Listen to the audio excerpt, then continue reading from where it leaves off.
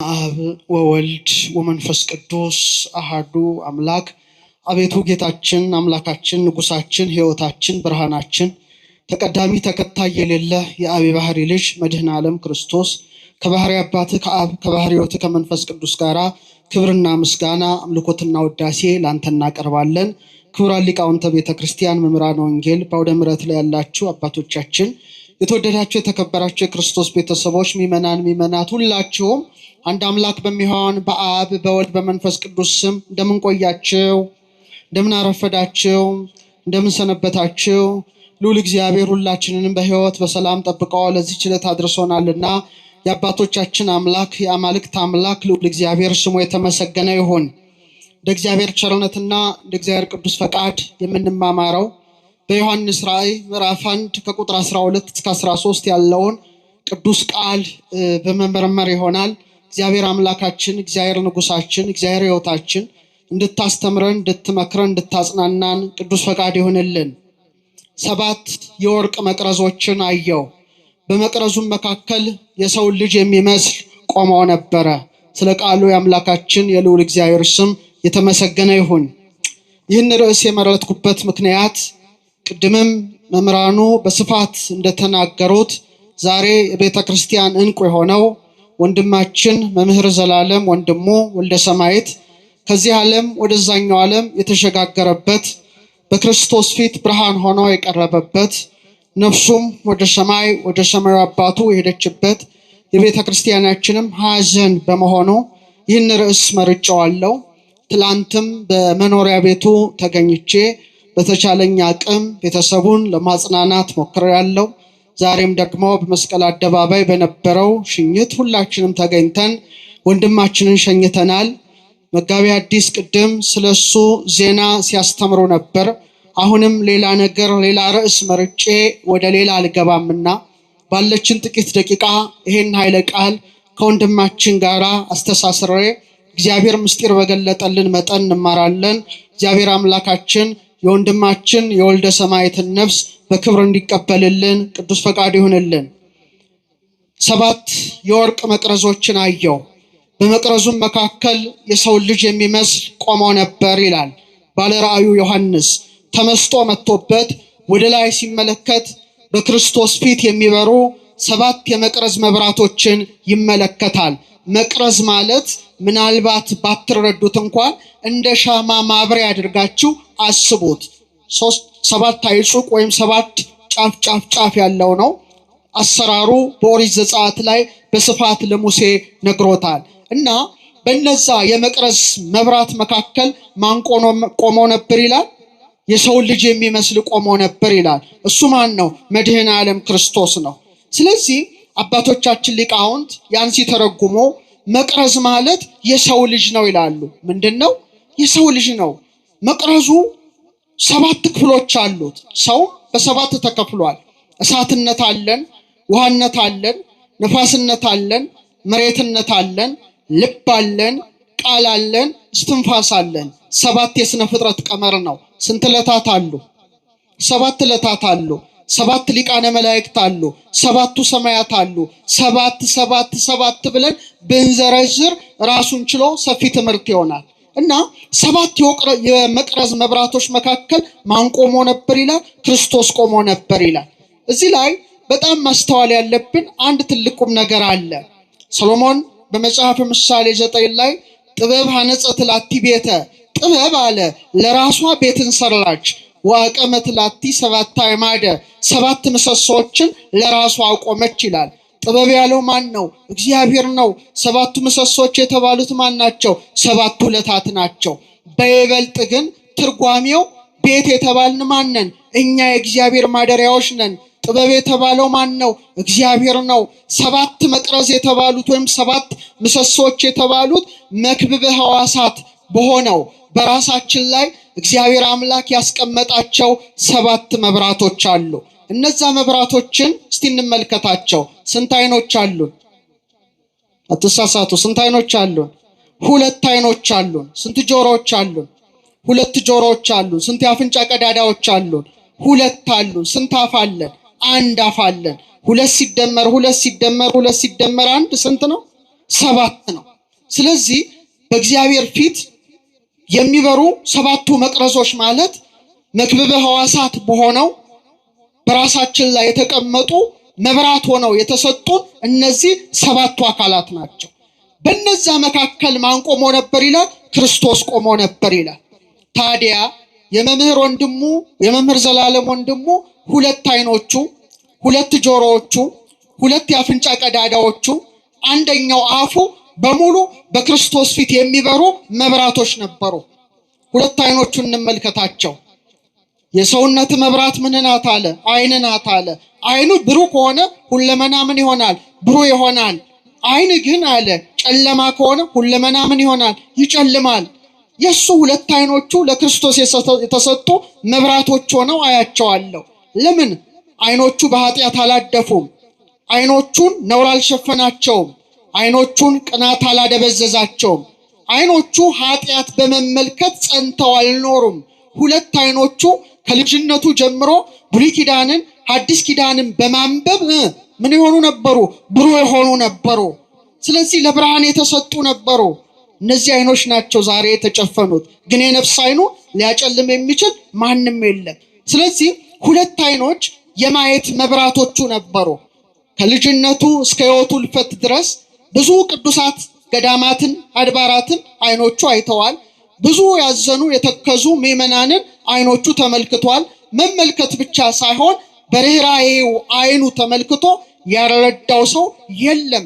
ዛሬ ሕይወት ታሪኩ ሲነበብ ስፍር ቁጥር የሌላቸው ሰዎችን ሲረዳ እንደነበር አይተናል። ክርስቶስ ሐዘንተኞችን እያየ ይራራ እንደነበረ የወንድማችንም ዓይኖች በክርስቶስ ፊት የበሩ 2 መብራቶች የመቅረዝ መብራቶች ነበሩና በዓይኑ ፊት ማን ቆሞ ነበር ማለት ነው? ክርስቶስ ቆሞ ነበር ማለት ነው። እስከ ሕይወቱ ፍጻሜ ድረስ ከገጠር እስከ ከተማ እስከ ባህር ማዶ ድረስ ማገልገሉ 2 ዓይኖቹ ሁሌ ማንን ያዩ ነበረ? ክርስቶስንና መስቀሉን ያዩ ነበር ማለት ነው። እናንተ የማታስተውሉ የገላትያ ሰዎች ሆይ ኢየሱስ ክርስቶስ እንደተሰቀለ ሆኖ በፊታችሁ ተስሎ ነበር ይላል። ለእውነት እንዳትታዘዙ ይህንንም እንዳታዩ አዚም ያደረገባችሁ ማን ነው ይላል። መምህር ዘላለም 2 ዓይኖቹ ግን ኢየሱስ ክርስቶስን ሲያዩ የኖሩ በመሆናቸው በእውነት ክርስቶስ በመካከላቸው እንደቆመው እንደ 7ቱ መብራቶች 2ቱን ዓይኖች መመልከት ግድ ይለናል። ሌላው 2ቱ የመቅረዝ መብራቶች ዳርና ዳር ያሉት አይጹቆች 2ቱ ጆሮዎቹ የመስማት መብራት ሆነው የተሰጡት ነበሩ። በሔዋን ጆሮ ምን ገብቶ ነበረ? ንገሩኝ። በሔዋን ጆሮ ምን ገብቶ ነበረ? የሞት መልእክት ገብቶ ነበረ። በሔዋን ጆሮ ማን ነው ያንሾካሸከው? አካለ ከይሲ ማደሪያ ልሳነ ከይሲ መናገሪያ ያደረገው እባቡ ነበረ። 2ቱ የሔዋን ጆሮዎች ምን ሆነዋል? ጎስቁለዋል፣ ረክሰዋል።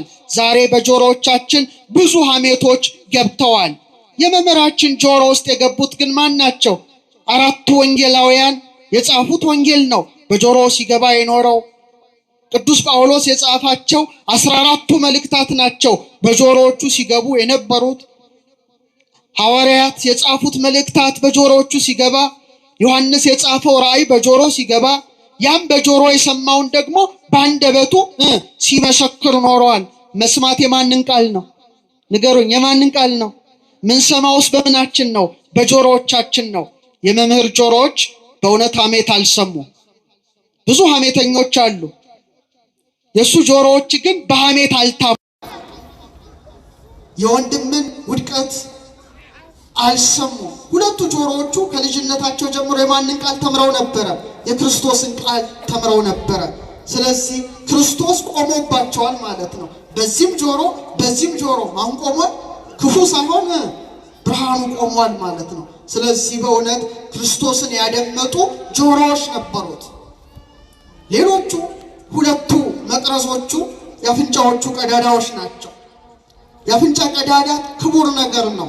ወገብሮ እግዚአብሔር ለጓለ እመሕያው መሬተ ምድር፣ እግዚአብሔር ሰውን ከምድር አፈር አበጀው ካለ በኋላ በአፍንጫውም የሕይወትን እስትንፋስ ምን አለበት? አለበት ይላል። ይህ አፍንጫ የሕይወት እስትንፋስ የገባበት ነው። የሕይወት እስትንፋስ የገባበት አፍንጫ ሁልጊዜ ክፉ ነገር አይስማማው። ለምሳሌ ዓይናችን መልካምም ነገር ያያል፣ ክፉም ነገር ያያል። ጽድቅም ያያል ርኩስም ነገር ያያል ደስ እያለው ማለት ነው። ጆሮአችን ጽድቅም ሊሰማ ይችላል፣ ሐሜትም መስማት ሊወድ ይችላል እንደያኗኗራችን። አፍንጫ ግን ምን አይስማማው? ክፉ ሽታ አይስማማው። ሁልጊዜ ጤነኛም ይሁን የታመመ ሰው ምን ማሽተት ይፈልጋል? መልካም ነገር ብቻ ማሽተት ይፈልጋል። ለምን? የሕይወት እስትንፋስ የገባበት አፍንጫ ነው። አፍንጫዎች ይበድላሉ። የተቃራኒ ጾታ መዓዛን ማሽተት ሊናፍቁ ይችላሉ።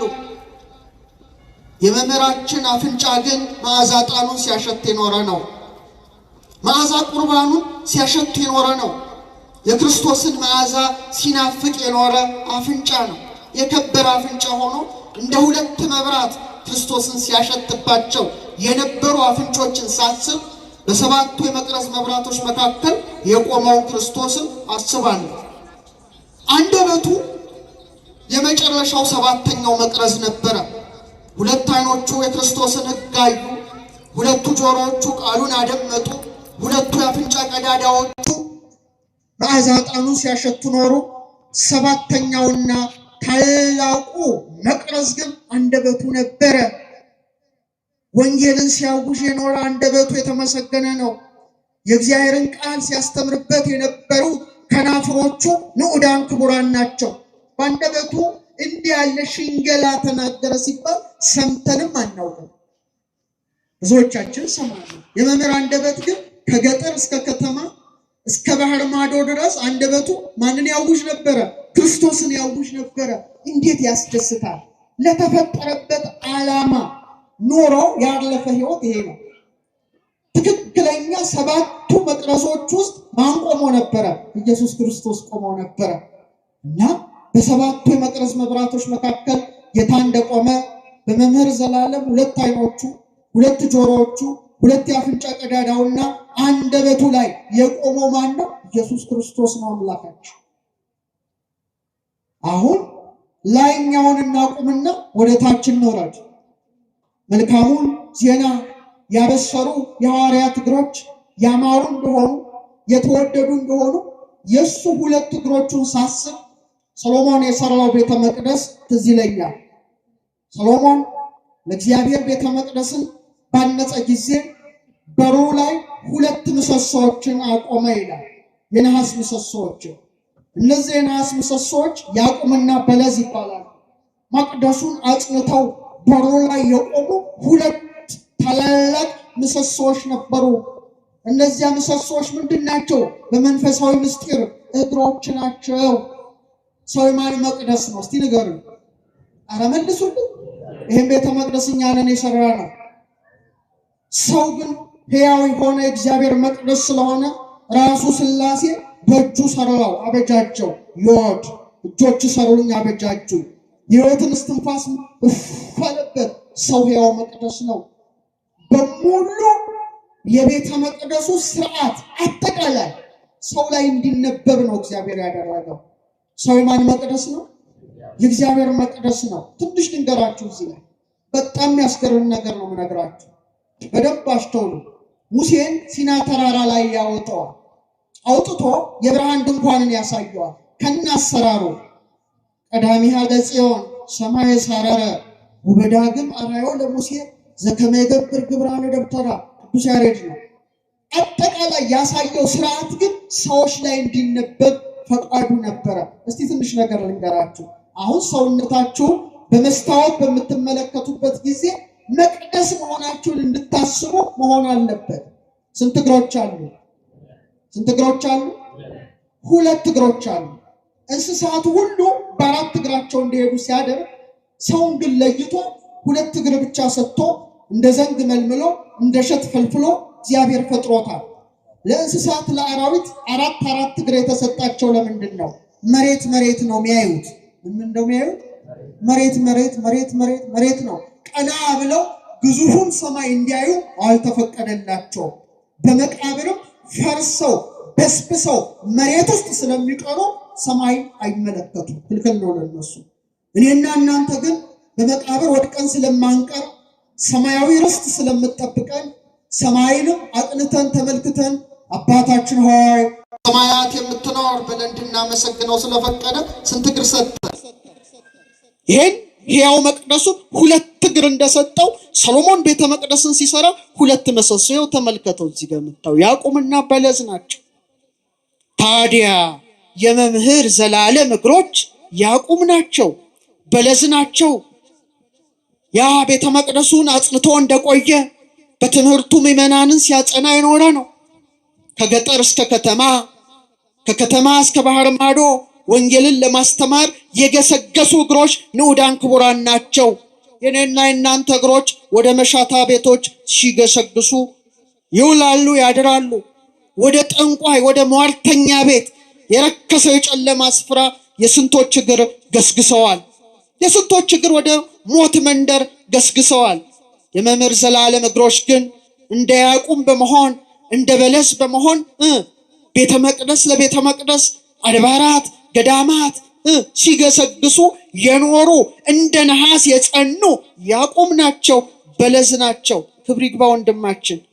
ይሄ ያዕቁብ ይሄ በለስ ወዴት ሄደ? ወደ ሰማያዊው ዓለም ተሸጋገረ።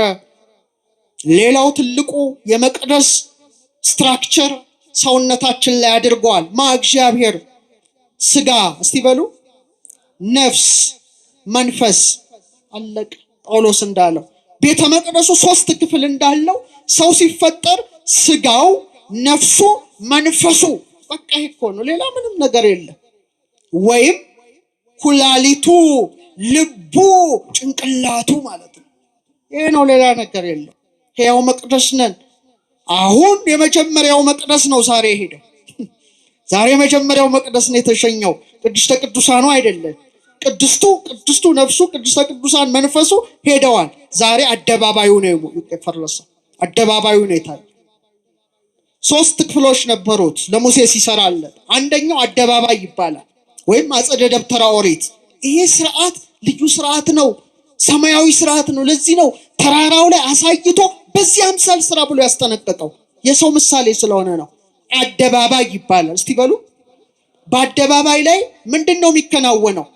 እዛ በጅራፍ እየገረፈ ያስወጣበት ቦታ ማለት ነው። ያ ቦታ እኮ ነው። አንዴ በሬው ይጮሃል፣ በጉ እንትኑ ይጮሃል፣ ርግብ ሻጮች አሉ። በቃ ድብልቅልቅ ያለው አደባባይ ነው። ምን እንደሆነ ነግራቸዋለሁ። አደባባይ ውስጥ ካህናት ይታጠባሉ። ሁለተኛ የእሳት መስዋዕት ይቀርብ ነበር። የምን መስዋዕት? ለእግዚአብሔር የሚቃጠል መስዋዕት የሚቀርበው ቅድስት ውስጥና ቅዱሰ ቅዱሳን ውስጥ አይደለም፣ አደባባዩ ላይ ነው። አደባባዩ ላይ ነው። እንደ አደባባይ አድርጎ ሆድ ዕቃችንን ሰርቷል እግዚአብሔር በእጁ። ምናችንን መልስ ምናህን ሆድ ዕቃህን።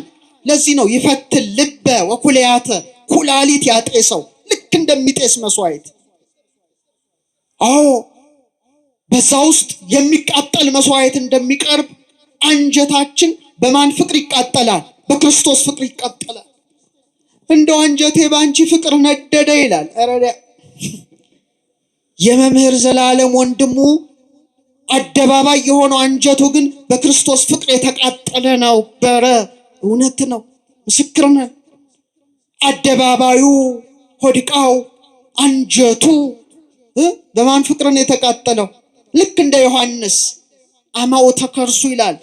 የሆዱ አንጀት ይላል እዛ በሰዓታት ላይ ከመነደ እሳት እንደ እሳት ነበልባል ተቃጠለ ይላል። መስቀሉ ጋር ቆሞ ጌታን ያየዋል። በችንካር የተበሱ እጆቹን እግሮቹን የደፋውን የሾህ አክሊል 6666 ጊዜ የተገረፈው ስጋው አልቆ ደግሞ መግረፊያቸው ላይ የሚልጥ ነገር አለ። አጥንቱ እንደበረዶ ነጭ ሆኖ የተሰቀለውን ማንን ያይ ነበረ? እና አንጀቱ ይላል ተቃጠለ ይላል። ነደደ። በማን ፍቅር? በክርስቶስ ፍቅር። አደባባይ አንጀቱ ነደደ። የመምህር ዘላለምም በክርስቶስ ፍቅር መቃጠል ነው። ያለ እረፍት አገልግሎት በአንዱ ሀገር ወደ አንዱ ሀገር፣ ከአንዱ ሀገር ወደ እኛ እኮ እናርፋለን። በጾም ላይ፣ በትህርምት ላይ፣ በድንግልና ህይወት ላይ፣ ከጎን ደጋፊ ባለመኖር ላይ ያለማቋረጥ ይሄ ሁሉ የሆነው አደባባይ አንጀቱ በክርስቶስ ፍቅር ስለተቃጠለ እንጂ እንደኔና እንደናንተ በምግብ ፍቅር፣ በጾታዊ ነገር ፍቅር፣ በእግር ኳስ ተጫዋቾች ፍቅር ስለነደደ ስለተቃጠለ አይደለም። እና እኔ አደባባይ ሆኖ እመለከተዋለሁ። አደባባዩ ላይ በሬ ነበረ ይላል። ምን ነበረ? በሬዎች። አስባችሁታል? በጎች ነበሩ። ርግብ ይሸጡ ነበረ። ገንዘብ ለዋጮች ነበሩ። ያ ማለት አንተ እኔ ሁላችን እንደ በሬ የሆነ ትዕቢት፣ እንደ በግ የሆነ የዋህነትን ብቻ የተከተለ ግን ያልተማረ ወይም ያላወቀ ሃይማኖቱን ያላወቀ ሰው ርግብ አይሸጥም። ርግብ የመንፈስ ቅዱስ ምሳሌ ናት። መንፈስ ቅዱስን መሸጥ፣ ገንዘብ መደብር መሆን፣ ሁሉ ነገር ይታይበታል። ይሰማችሁ ነው? አዎ። እና እሱ ይሄ ከዚህ ህይወት የራቀ ይመስለኛል። ለምሳሌ አንድ ነገር ልንገራችሁ። ትንሳኤ፣ ብዙ ትንሳኤዎች አልፈዋል። አላለፉ? ብዙ ልደቶች አልፈዋል። አቤት የበላነው የበሬ ብዛት! አቤት የበላናችሁ የበጎች ብዛት! አቤት የበላነው እንደ ርግብ የተመሰሉ የዶሮዎች ብዛት!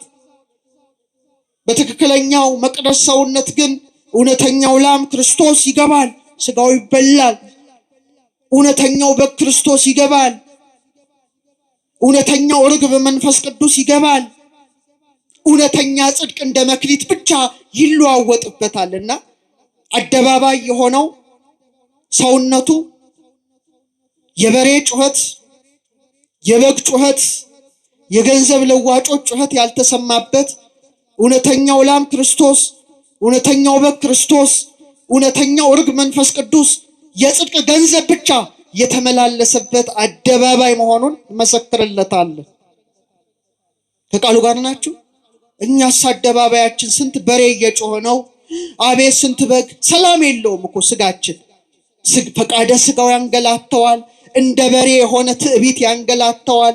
የዘር ንግድ አለው፣ የጎሳ ንግድ አለው፣ የምቀኝነት ንግድ አለው፣ የአመንዝራነት ንግድ አለው፣ የክፋት ንግድ አለው፣ የሐሜት ንግድ አለው። የክርስቶስ መቅደስ ግን እንዲህ አይነት ጩኸት የሚስማማው አልነበረም። እና የመምህራችን ህይወት ሰላማዊ ይመስለኛል። ሰላማዊ፣ ብዙ በጎች ብዙ በሬዎች የማይጮሁበት፣ ርግብ ሻጮች የሌሉበት፣ ገንዘብ ለዋጮች የሌሉበት፣ እውነተኛው ላም ክርስቶስ፣ እውነተኛው በግ ክርስቶስ፣ እውነተኛው ርግብ መንፈስ ቅዱስ፣ እውነተኛ የጽድቅ መክሊት ወንጌል ብቻ የገባበት ነው። እዚህ ሁሌ እናስበዋለን። ሁለተኛው ክፍል አደባባዩን ስንሻገር ቅድስት ውስጥ እንገባለን። ቅድስት ነፍስ ናት። ቅድስተ ቅዱሳን መንፈስ ነው። ቅድስት ልብ ናት። ቅድስተ ቅዱሳን መክብበ ሕዋሳት ጭንቅላት ነው። ሁለቱንም እናያለን። ዛሬ አደባባዩ ነው ስጋው ሄደው። ቅድስትና ቅድስተ ቅዱሳኑ ግን ወደ ሊቀ ካህናቱ ብቻ ሄደዋል፣ ለሚገባው አካል። ስጋ የመሬት ስለሆነ ቅድስት ላይ 3 ስርዓቶች እግዚአብሔር አከናወነ። ምን አይነት ነበሩ? ለነ ሙሴ ያዘዘው 7 የመቅረዝ መብራቶች እንዲበሩ አዘዘ። ስንት የመቅረዝ መብራቶች? በጣም ጥሩ። ሁለተኛ የዕጣን መስዋዕት እያለ እየተነነ እንዲወጣ አደረገ።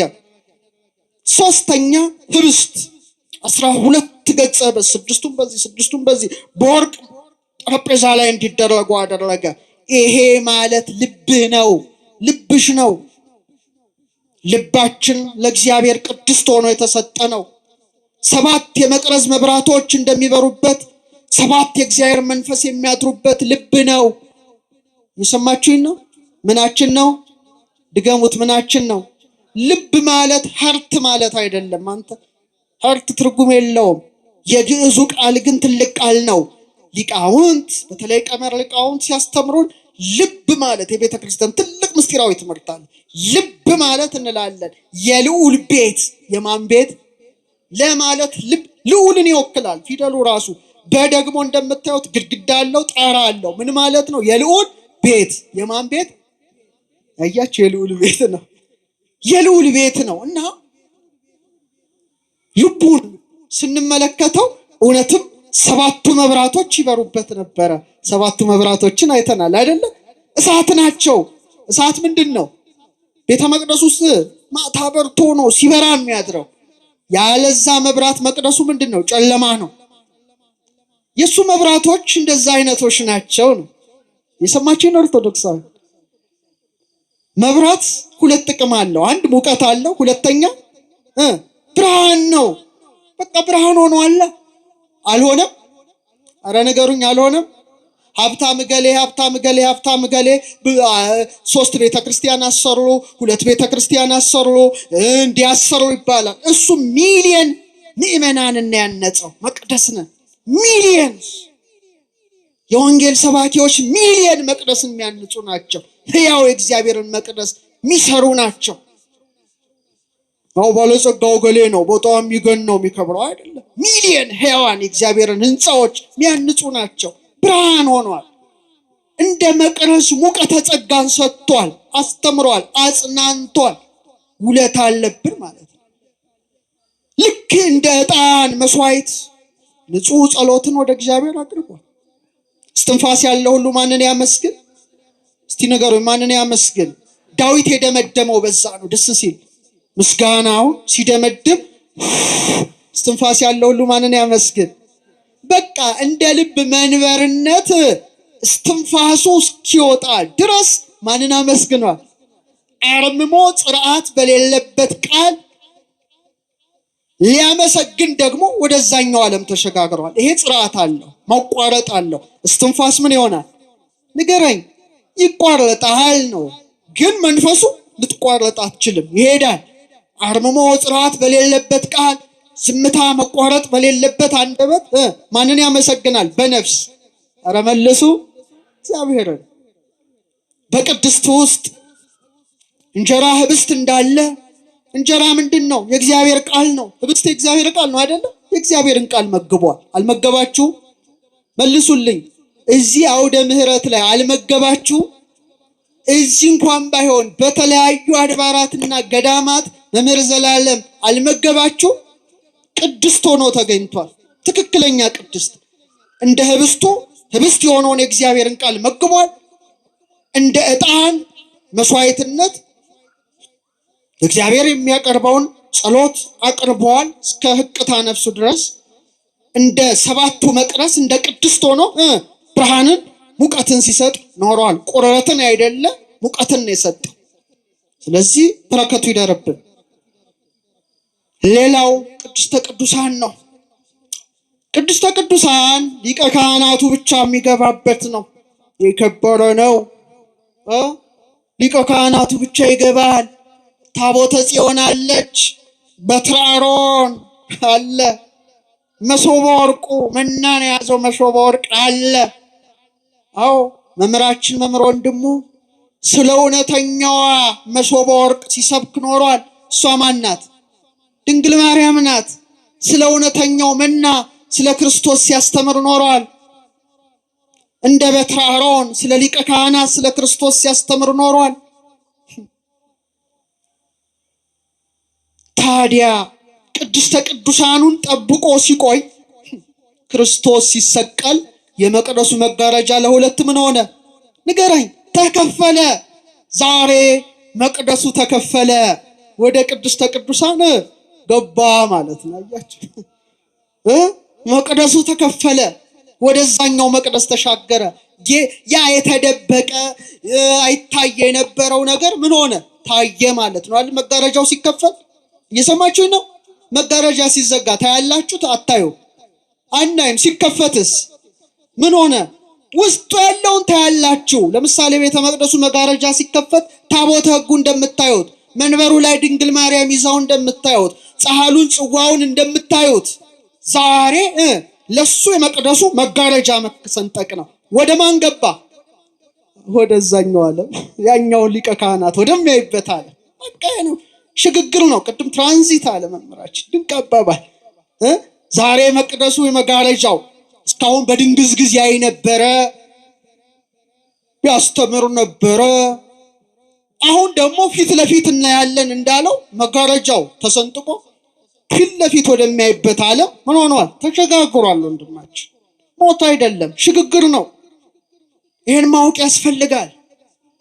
ስለዚህ ሁለንተና ሐዋሱ ለእግዚአብሔር ሆኖ በማለፉ ነው ዛሬ ሁላችንም ነጭ ለብሰን አዝነን ተክዘንም ቢሆን የሸኘ ነው። የሰማችሁን ኦርቶዶክሳውያን። ሌላው እንደናገረ ብቻ ነው። የሰው ልጅ ይገርማል።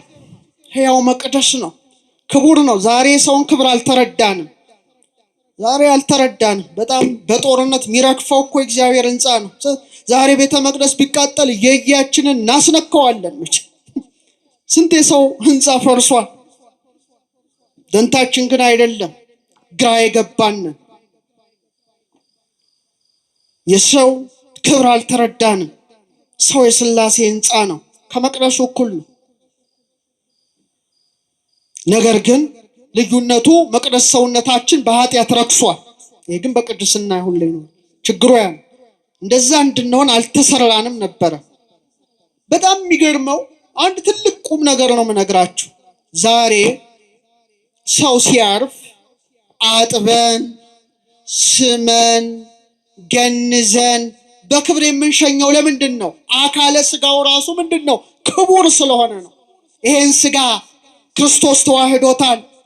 ይሄ ስጋ በ40 ቀን በ80 ቀን ተጠምቆ ልጅነትን አግኝቶ ስጋውን በልቷል፣ ደሙን ጠጥቷል። ይሄ ስጋ በዕለተ ምጽአት ከሞት ምን ይሆናል? ይነሳል። ለምን መሰለሽ? አሁን አንድ ምስጢር ልንገር።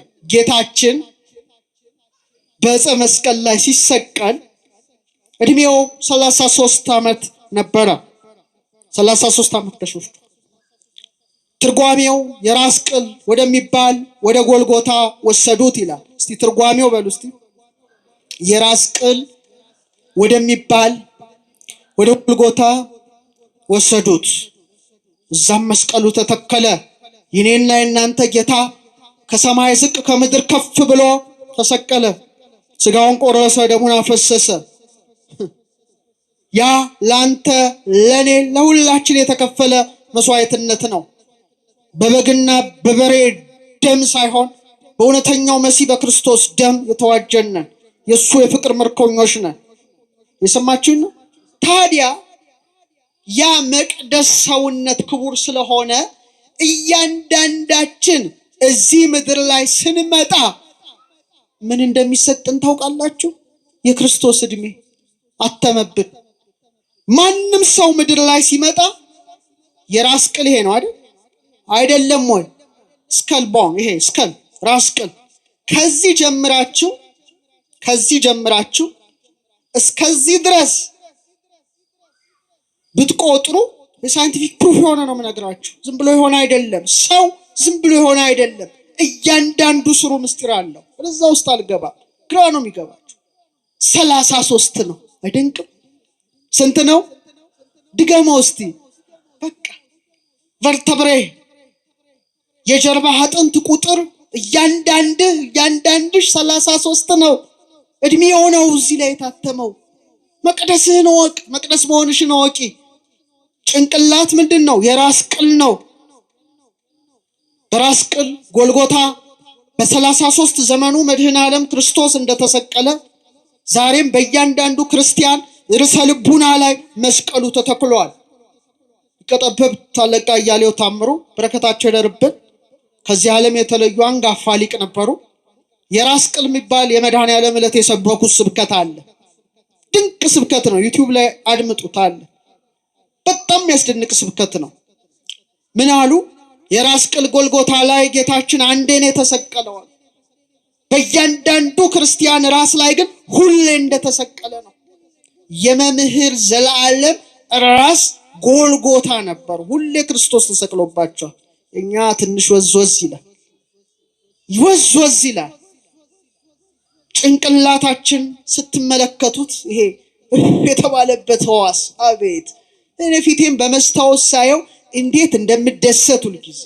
ስለ ውበቱ አይደለም፣ እግዚአብሔር ያስቀመጠውን ምስጢር ከመረዳት ጋር። የጌታ የስቅለቱን ስዕል ስታዩ አንድ ጭንቅላት ታያላችኋል አይደለ? ስሩ ጭንቅላቱ የማን ይመስላችኋል? የአዳም። አዳም 22ኛ ፍጥረት አድርጎ እግዚአብሔር ፈጠረው።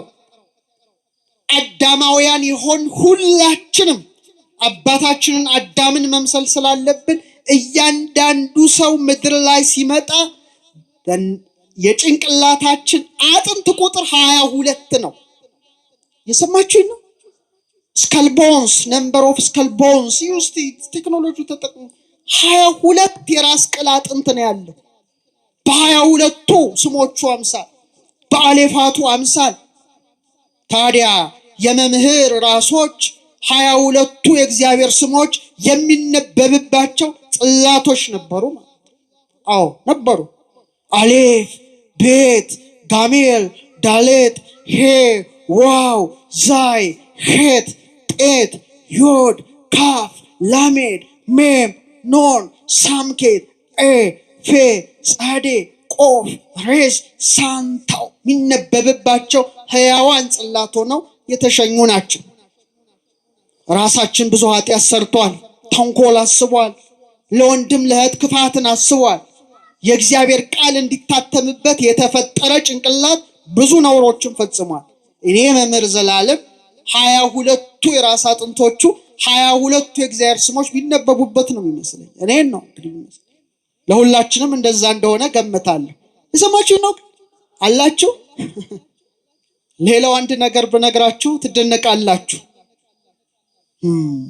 ጭንቅላት ሲከፈት ለካ የሰው ልጅ ምን ያህል ታላቅ ቅዱስ ፍጡር ነው ተብሎ ዓለምን ያስባለ ሳይንቲስቶችን እጃቸውን ባፋቸው ላይ ያስጫነ እኔም አንተም አንቺም ሁሌ ስንሰማው የሚያስደንቅ ነገር ልንገራችሁ። ይህን ማስተማር በፕሮጀክተር ነበረ እያሳየ እውነት ልክ ጭንቅላት ሲከፈት ምን እንዳለ ታውቃላችሁ?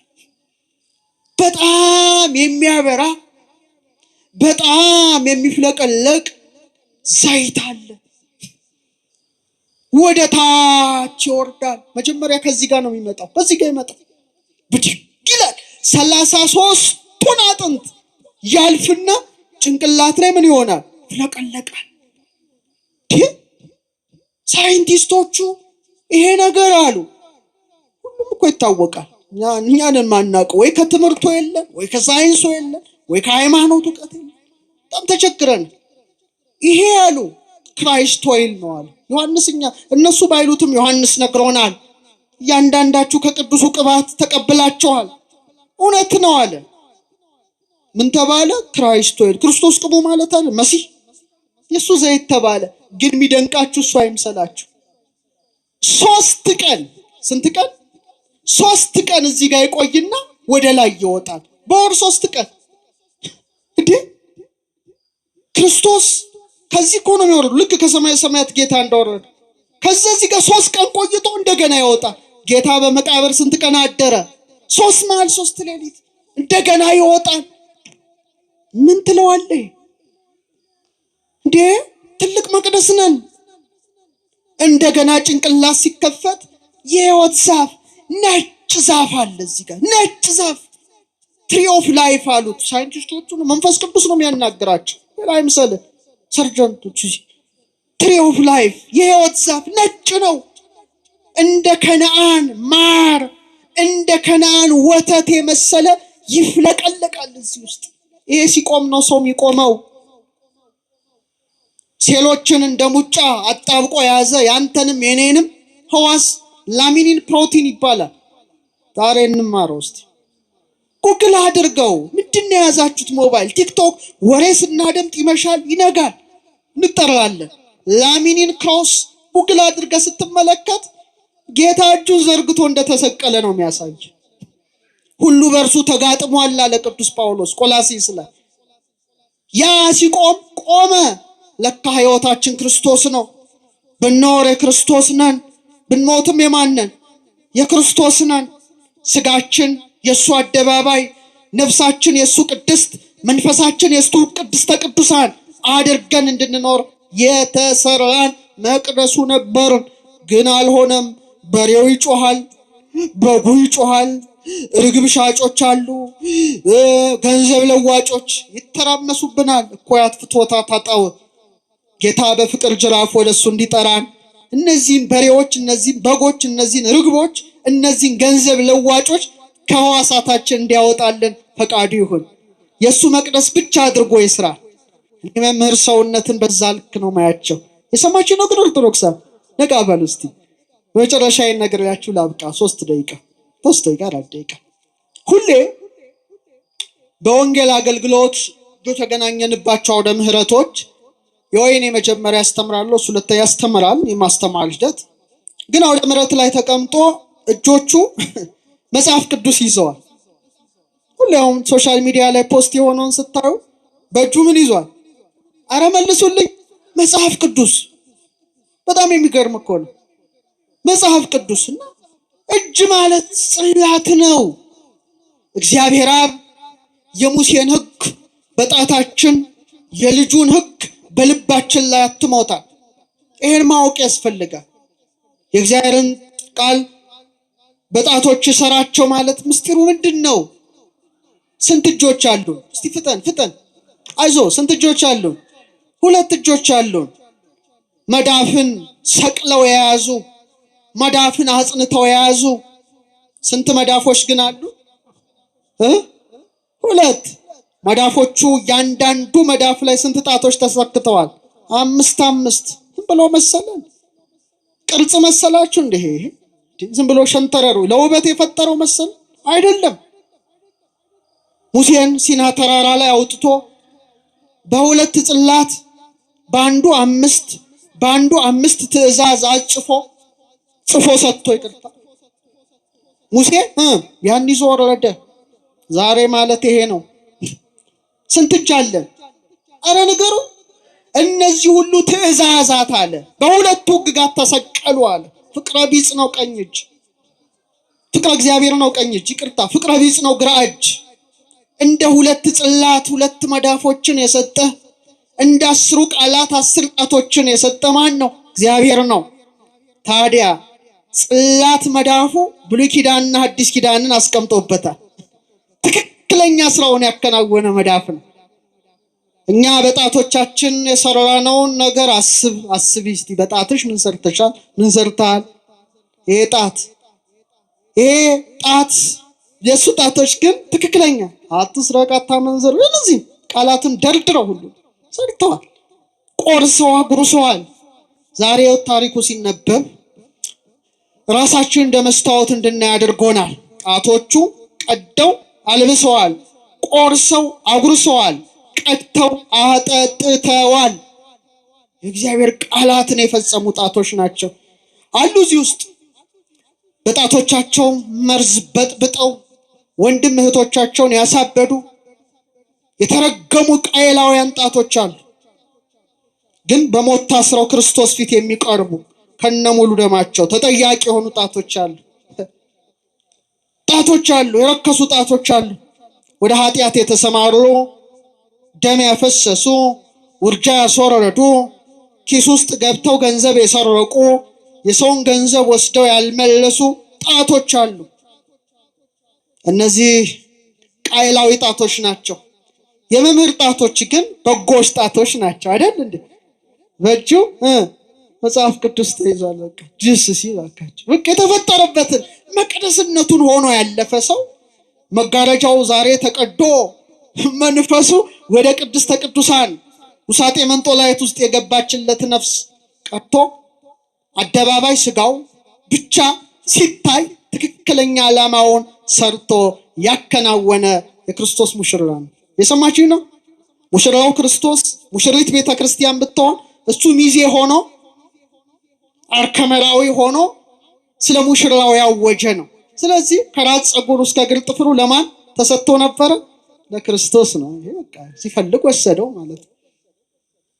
የሰው የመጨረሻ አካሉ ምንድን ነው? ፍጠን የመጨረሻ አካላችን አንቺ የመጨረሻ አካልሽ ምንድን ነው? ምንም። ከራስ ፀጉር የመጨረሻ እስከ እግር ጥፍር አይደል? የመጨረሻው ፀጉር ነው። ቀጥሎስ ጥፍር ነው። አይዟችሁ እንዴ ነቃበል ምንድን ነው? የመጨረሻ ህይወትን ያማክላል ነው እኮ አይደል? ዴድ ሴል ናቸው ሁለቱም። የሚገርመው ፀጉራችሁን ስትቆረጡ ያማችኋል እንዴ? ጥፍራችሁን ስትቆረጡ ቢያማችሁ ኖሮ ጉድ ይፈላል። ዴድ ሴል ከዴድ ሴል የተዋቀረ ነው። ለምን? ሞትን የሚወክሉ ናቸው ሁለቱም። ለዚህ ነው የምትቆርጣቸው። መቃቢያን ይናገራል። ኢፋኒዮስም ወስዶታል። ፀጉር መብቀሉ የመወለድህ ነው ይላል። ማደጉ የማደግህ ነው። ትላጨዋለህ፣ መሞት ነው። ተላጭተህ አትቀርም። ዳግመኛ ምን ይሆናል? ይበቅላል። አንተም ሙተህ አትቀርም። ክርስቶስ ሲመጣ ትነሳለህ ነው። በቃ ደስ ይላል። ጥፍር መብቀሉ ወይ ጥፍርሽ መብቀሉ የመወለድሽ ነው። ማደጉ የማደግሽ ነው። ትቆረጨዋለሽ፣ የመሞትሽ ነው። ተቆርጠሽ አትቀሪም። እንደገና ምን ይሆናል? ጥፍርሽ ይበቅላል። ሰው ሙቶ አይቀርም። ክርስቶስ ሲመጣ ከምን ያስነሳዋል? ከሞት ያስነሳዋል ነው። በቃ መሽቷል፣ ቤት እንሄዳለን። ከዛስ እሺ ትበላላችሁ። እሺ ምግብ ላይ ሄዳችሁ ከዛስ እንዴት ነው የምትተኙት? ቆማችሁ ነው ወይስ ተጋድማችሁ? ቆሞ የሚተኛ አለ? እሺ ተጋድማችሁ ተኛላችሁ። ግን ተኝታችሁ ምን ታያላችሁ? ስጋችሁ ሲል ነፍስ ህልም ስታልም ታድራለች። ጠዋት አላርም ሲጮህ ወይም ዶሮ ሲጮህ ወይም ጎ ሲቀድ ብርሃን ሲመጣ ፀሐይ ስትወጣ ብድግ እንላለን። ይሄ ማለት ያንተ ያንቺ ሁላችን ህይወት ነው። ሲመሽ መተኛታችን፣ በጨለመሽ ሞት ከዚህ ዓለም እንሰናበታለን። ለምን አናይም? ተከድነናል ነው። አደባባዩ ፈርሷል ነው። ቅድስቱና ቅድስተ ቅዱሳኑ ነው ማይፈርሰው። ከዛ አልጋ ላይ መጋደማችን መቀበራችን ነው። ህልም ማለማችን ነፍስ በሕያውነት መኖሯን ያመለክታል። ጠዋት ደወሉ ሲጮህ እንደመነሳት ሚካኤል መለከቱን ያስጮሃል። ፀሐይ ስትወጣ እንደመነሳት እውነተኛው ፀሐይ እውነተኛው ብርሃን ምንወደው መድኃኔዓለም ይመጣል። ያኔ ከሞት እንቅልፍ ንቃለን። ጳውሎስ ንቃ መዋቲዘ ትነውም፣ አንተ የተኛው ሟች ንቃ አለ። ማን ያበራልሃል? ክርስቶስ። በል እስቲ ድገሙት እስቲ ስሙን። ወያበር ለከ ክርስቶስ፣ ክርስቶስ ያበራልሃል አለ። እኔ እንግዲህ ከዋክብቱ ዓለም ስላለው ደግሞ እንደው እነዛም ባላነሳ ቅር ይለኛል። ፀሐይ የኛ ምሳሌ ናት። ወስተ ፀሐይ ሲመጽላሎቶ ይላል ዳዊት። ጥላውን በፀሐይ ላይ ያኖረ የአንድነት ሶስትነት ብቻ አይደለም፣ ያንተም የኔ ነው። ፀሐይ እንደመውጣት ትወለዳለህ። ጠፈር ላይ እንደመኖር ትኖራለህ። ፀሐይ በሰማይ ላይ ደምቆ እንደሚያበራ ደምቀ ትኖራለህ በምድር ላይ። ሰዓቱ ሲደርስ ግን ፀሐይ ትጠልቃለች፣ አንተም ትጠልቃለህ፣ ትለያለህ። ግን ፀሐይ ጠዋት መልሳ ይወጣል። እኛም ሞተን አንቀርም። ፀሐያችን ማን ነው? ክርስቶስ ነው። ሲመጣ ከሞት እንነሳለን። እንዴት ደስ ይላል! እንዴት ደስ ይላል! በመጨረሻም ያን ዛፍን ባላነሳው ቅር ይለዋል። ይሄ ዛፍ አንተን አንቺን ይመስላል። ገበሬ ዘርን ይጥላል ወይም ችግኝ ይተክላል። ከዛ ዛፉ ይበቅላል፣ ያድጋል፣ ያብባል፣ ያፈራል፣ ይደርቃል፣ ይቆረጣል፣ ይታጨዳል፣ ይወቃል፣ ጎተራ ይገባል። ከጎተራ ወጥቶ ተዘርቶ አሽቶ በቅሎ በስሎ 30 60 100 ያፈራል። አንተን አንቺን እኔን ይመስላል። ገበሬ ዘርን ይዞ መሬት እንደሚጥል አንተም እኔም አንቺም ስንጸነስ ከአባት ዘር ወደ እናት ማህፀን ተወረወርን። ለዚህ ነው እናት የምትባለው መሬት። እናት ምድር ነው አባት ምድር? አረ ነገር አባት አይባልም። ሰማይስ? ሰማይ ወንዴ ነው፣ ምድር ሴቴ ናት። ሰማይ ስማ ነው፣ ሰማይ ስሚ። ነቢያት የሚሉት ሰማይ ስማ። አያችሁ፣ ከሰማይ ዝናብ እንደሚፈስ ከወንድም ዘር ይወጣል። ምድር ያን ዝናብ ተቀብላ ፍሬ እንደምታፈራ ያን ዘር እናት ምድር ሆና ተቀብላ ልጆች ይወለዳሉ ማለት ነው። ዛፉ እንደማደግ እናድጋለን። እንደማበብስ ምን ይመስላችኋል? ወጣት ትሆናላችሁ። እንደማፍራትስ ቤት ንብረት ልጆችን፣ እንደ መምህር ደግሞ ወንጌልን ማፍራት፣ ሚሊዮኖችን ማፍራት፣ ይሄ የስጋ ልጆች የመንፈስ ልጆችን ማፍራት። እንደ መድረቅ ማርጀት፣ እንደ መቆረጥ መሞት፣ ጎተራ እንደ መግባት መቀበር፣ ከጎተራ ወጥቶ ተዘርቶ አሽቶ በቅሎ በስሎ እንደመበላት የክርስቶስ ነንና በዕለተ ምጽአት ከሞት እንደ ዘንግ ተመልምለን እንደ እሸት ተፈልፍለን እንነሳለን። በሰባቱ መቅረዞች መካከል የሰውን ልጅ የሚመስል ቆሞ እንደነበር እንዳለው ዛሬ ሁለት አይኖቹ ክርስቶስን ያዩ፣ ሁለት ጆሮቹ ቃሉን ይሰሙ፣ ሁለት አፍንጮቹ መዓዛውን ያሸቱ፣ አንደበቱ ስለ ክርስቶስ ያውጅ የነበረው የመምህራችን የመምህር ዘላለም ወንድሞ ስመ ክርስትናው ወልደ ሰማዕት አደባባዩ ሳይሆን አደባባዩ ወደ መሬት ቢሆንም ቅድስትና ቅድስተ ቅዱሳን ሰውነቱ ግን ወደ ክርስቶስ መቅደስ ሄዷልና አምላካችን ክርስቶስ በእቅፉ እንዲያኖረው እኛንም ፍጻሜያችን እንዲያሳምርልን ልዑል እግዚአብሔር ቅዱስ ፈቃዱ ይሆንልን። ያስተማረን የመከረን የአባቶቻችን አምላክ ልዑል እግዚአብሔር ስሙ የተመሰገነ ይሁን። ለመላ ቤተሰቡ ለሁላችንም ልዑል እግዚአብሔር መጽናናቱን እንዲሰጥ ቅዱስ ፈቃዱ ይሁንልን። ወስብሐት ለእግዚአብሔር።